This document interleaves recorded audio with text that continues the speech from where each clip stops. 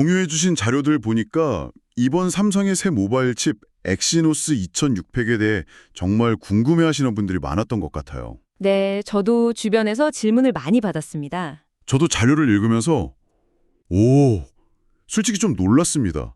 이게 그냥 매년 나오는 그런 신제품 수준이 아니더라고요. 그렇죠. 업계 최초라는 타이틀을 막 여러 개 달고 나왔잖아요.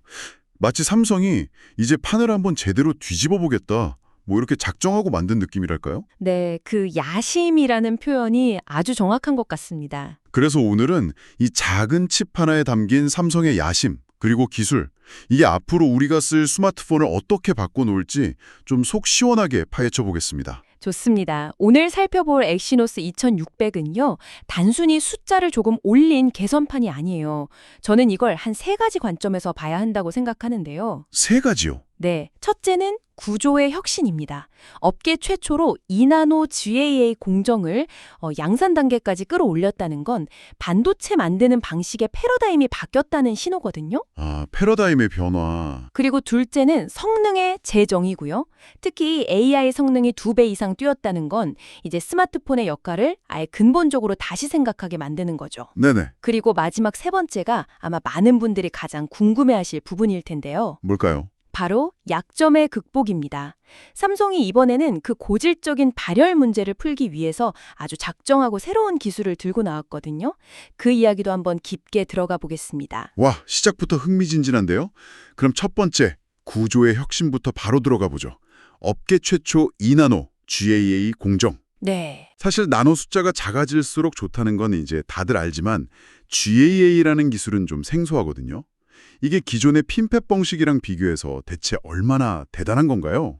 이걸 아주 쉽게 비유하자면 수도꼭지를 잠그는 방식의 차이라고 볼 수 있어요. 수도꼭지요? 네. 기존의 핀팻 구조는 물, 그러니까 전류가 흐르는 파이프의 위, 왼쪽, 오른쪽 이렇게 세 면을 손으로 꽉 쥐어서 막는 방식이었어요. 아, 당연히 힘을 줘도 아래쪽으로는 물이 조금씩 살 수밖에 없었죠. 이게 바로 누설 전류고 스마트폰 배터리를 야금야금 갉아먹는 주범 중 하나였습니다. 그러니까 파이프 밑바닥에 틈이 있었던 거군요. 그렇죠. 그런데 GAA, 게이트 올 어라운드는 이름 그대로 파이프의 내면 전체를, 그러니까 바닥까지 포함해서요, 원통형의 손으로 완벽하게 감싸주는 방식입니다. 오, 틈이던 게 원천적으로 사라지니까 물이 한 방울도 새지 않게 잠글 수 있는 거죠. 불필요한 전력 낭비는 막으면서 필요할 땐 물줄기를 훨씬 더 강력하게 틀 수 있게 되는 겁니다. 와. 단순히 공정이 2나노로 미세해진 것 이상의 트랜지스터 구조 자체의 근본적인 진화라고 봐야 합니다. 비유를 들으니까 이해가 확 되네요. 그런데 이런 신기술은 보통 수율 잡기가 굉장히 어렵다고 들었거든요. 맞습니다. 아주 어렵죠. 그런데 삼성 공식 홈페이지에는 대량 양산이라고 딱 박아놨더라고요. 업계에서는 수율이 한 60%는 넘을 거다 이렇게 보던데 이 정도면 정말 자신 있다는 뜻으로 봐도 될까요? 그럼요. 반도체에서 그것도 세상에 처음 나온 최첨단 공정의 초기 수율이 60%라는 건 정말 대단한 겁니다. 그 정도인가요? 네, 이건 실험실에서 우리 이런 것도 만들 수 있어요 하고 보여주는 수준이 아니라 내년에 나올 갤럭시 S26 수천만 대에 문제없이 탑재할 수 있습니다 라고 그냥 선언하는 것과 같아요. 과거의 엑시노스가 수율 문제로 플래그십 모델에 탑재되지 못했던 그 아픈 기억을 생각하면 이번 대량 양산 표기는 기술력에 대한 자신감이자 과거의 오명을 완전히 씻어내겠다는 의지의 표명으로 볼 수 있습니다. 좋습니다. 구조적인 혁신이 어떻게 이뤄졌는지 알았으니 이제 가장 궁금한 성능 이야기로 넘어가 보죠. 자료에 나온 숫자들 보고 진짜 제 눈을 의심했습니다. 어떤 부분이요? 전작 대비 CPU 성능이 최대 39%. 이건 뭐 그럴 수 있다 쳐도 생성형 AI 성능이 113%요. 네, 113%죠. 아니 2배가 넘는다는 건데 작년 모델이 AI를 못했던 것도 아니잖아요. 도대체 칩 안에서 무슨 마법을 부린 겁니까? 마법이라기보다는 설계의 대수술에 가깝습니다. 먼저 CPU부터 보죠. 단순히 코어를 10개로 늘린 게 중요한 게 아니에요. 개수가 중요한 게 아니다. 네, 코어의 종류 구성이 완전히 바뀌었어요. 최신 ARM 아키텍처를 기반으로 1+3+6 구조를 만들었는데 최고 성능 코어 1개, 고성능 코어 3개, 그리고 효율적인 성능 코어 6개로 이루어져 있습니다. 잠깐만요. 방금 효율적인 성능 코어라고 하셨죠. 그럼 기존에 있던 아주 간단한 작업을 처리하던 그 초절전 리틀 코어가 아예 없어진 거네요? 맞습니다. 아니 그럼 배터리는 괜찮을까요?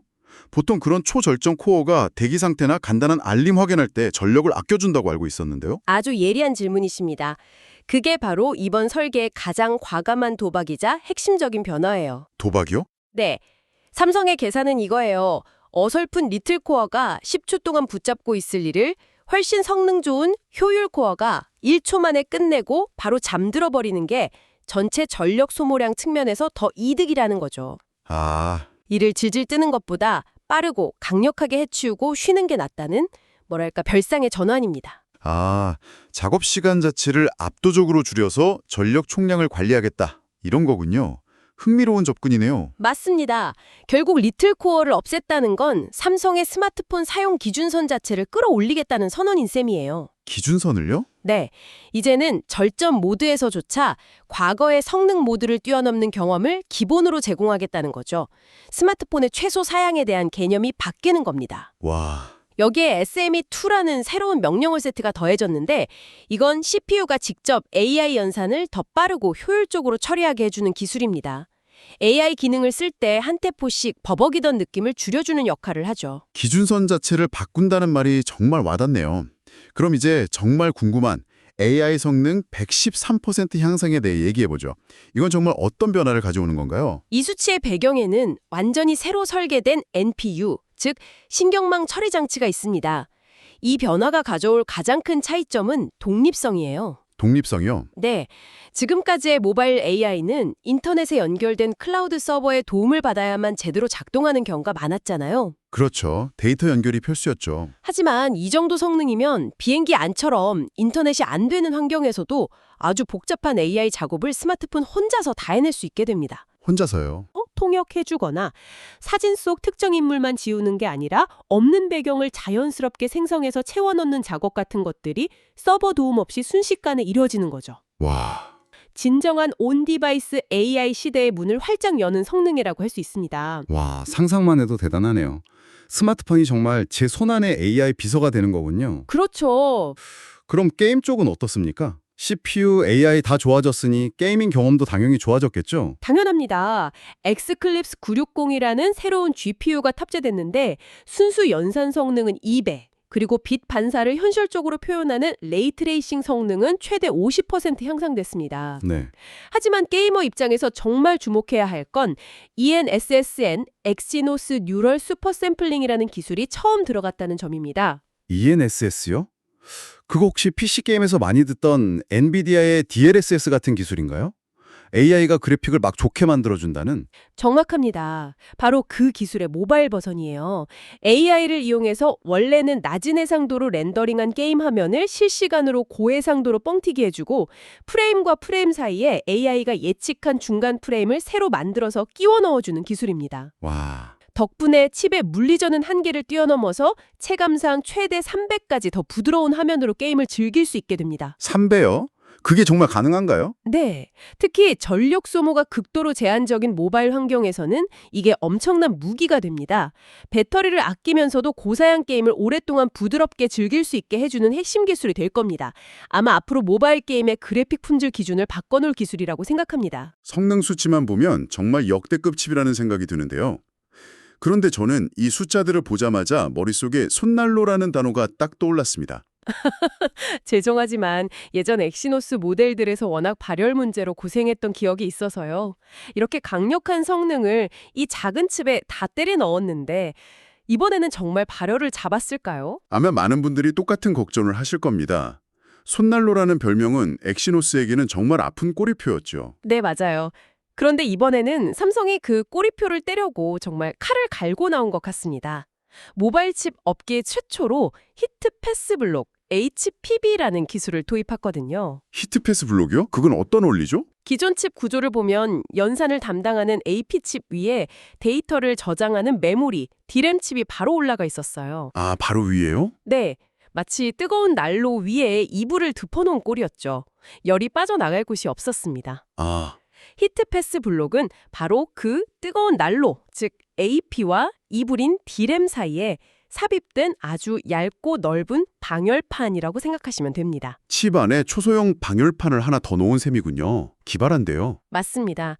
AP에서 발생한 열을 특정 지점에 뭉치지 않게 넓은 면적으로 아주 빠르게 분산시켜주는 고속도로 역할을 하는 거죠. 오, 네, 발상 자체는 간단하지만 이걸 그 얇은 침 안에 구현했다는 게 대단한 거죠. 이것 덕분에 열 저항, 즉 열이 빠져나가는 걸 방해하는 정도를 최대 16%나 줄일 수 있었습니다. 16%나요? 여기에 FOWLP라는 패키징 기술도 한몫했는데요. HPB가 칩 내부에 깐 고속도로라면 FOWLP는 칩을 포장하는 방식 자체를 바꾼 겁니다. 포장 방식까지 바꿨다고요? 기존에는 칩 주변을 플라스틱 틀로 감쌌는데 이게 열을 가두는 단열재의 역할을 해버렸어요. 아, 오히려 그렇죠. FOWLP는 이 틀을 없애고 칩 자체를 더 얇고 넓게 재배치해서 칩 자체가 열을 방출하는 표면적을 넓히는 기술입니다. 아, HBP가 열을 빼내는 고속도로라면 FOWLP는 도시 전체의 도로망을 넓혀서 교통 체종을 줄이는 것과 같은 효과를 내는 거죠. 이 두 기술의 조합으로 고사양 게임을 몇 시간씩 해도 성능 저하, 즉 스로틀링 없이 꾸준한 성능을 유지할 수 있게 된 겁니다. 와, 발열을 잡기 위해 정말 안팎으로 신경을 많이 썼네요. 이런 노력들이 결국 카메라나 보안 같은 실제 사용 경험으로 이어져야 의미가 있겠죠? 이쪽은 어떤가요? 그럼요. 카메라 쪽도 AI 성능 향상의 덕을 톡톡히 봤습니다. 일단 칩 자체는 최대 3억 2천만 화소의 초고해상도 카메라까지 지원하고요. 네. 더 중요한 건 AI 기반의 시각인지 시스템, VPS입니다. 이게 이미지 처리 장치, ISP와 결합해서 사진을 찍는 순간에 단순히 밝기나 색감만 조절하는 게 아니라 사진 속 객체와 상황을 이해하기 시작합니다. 이해한다고요? 그게 무슨 뜻이죠? 예를 들어 단체 사진을 찍을 때 AI가 사진 속 모든 사람의 얼굴을 인식하고 혹시 눈을 감은 사람이 있는지 실시간으로 파악하는 겁니다. 아, 그래서 셔터를 누르는 순간 눈을 감았다면 셔터 누르기 직전에 눈뜬 얼굴 데이터와 합성해서 완벽한 사진을 만들어주는 식이죠. 와, 그거 정말 실용적인데요. 이제 단체 사진 찍고 누구 하나 눈 감았네 하면서 아쉬워할 일이 사라지는 거네요. 그렇죠. 어두운 곳에서 동영상 찍을 때 화면이 자글자글해지는 현상은 어떤가요? 그것도 좀 개선됐나요? 그 문제를 해결하기 위해 DBNR, 딥러닝 비디오 노이즈 리덕션이라는 기술이 들어갔습니다. 말 그대로 AI다 영상의 노이즈 패턴을 학습해서 어두운 환경에서도 지저분한 노이즈만 쏙 골라 지워주는 기술입니다. 오, 콘서트장이나 야경 촬영할 때 아주 유용하겠죠. 여기에 APV-VMA라는 새로운 영상 코덱까지 지원해서 영상의 디테일과 색 정확도도 전문가급으로 끌어올렸습니다. 마지막으로 보안 쪽도 짚어보죠. 하이브리드 양자내성 암호를 지원한다고 되어 있던데 이건 좀 과한 스펙 아닌가 하는 생각도 들어요. 양자 컴퓨터 해킹은 아직 먼 미래 이야기 같거든요. 먼 미래 이야기인 건 맞습니다. 하지만 스마트폰은 보통 한 번 사면 몇 년씩 쓰고 그 안에 담긴 개인정보는 그보다 훨씬 더 오랫동안 중요하잖아요. 그렇긴 하죠. 이건 당장의 위협에 대한 대비라기보다는 미래에 대한 보험 같은 개념입니다.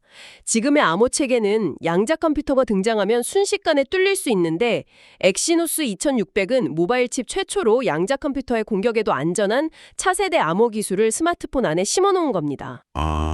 내 스마트폰 속 정보가 10년, 20년 뒤에도 안전할 수 있도록 미를 방어막을 쳐둔 셈이죠.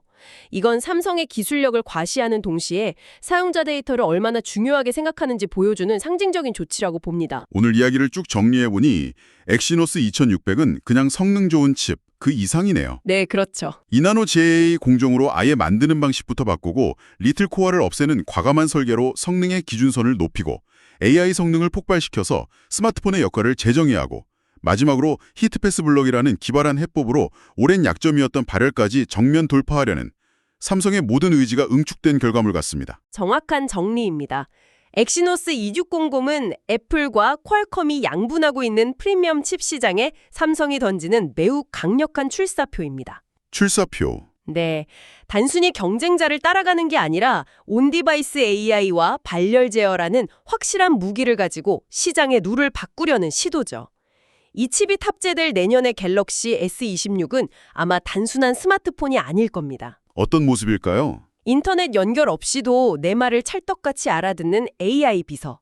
이자 어떤 고사양 게임도 거뜬히 돌리는 휴대용 콘솔. 그리고 전문가급 카메라가 하나로 합쳐진 뭐랄까 주머니 속 슈퍼컴퓨터에 가까워지겠죠. 주머니 속 슈퍼컴퓨터라. 오늘 우리가 이야기한 이 기술들이 실제 사용자들의 손안에서 어떤 놀라운 경험으로 피어날지 그 변화를 지켜보는 것이 앞으로 가장 흥미로운 관전 포인트가 될 것 같습니다.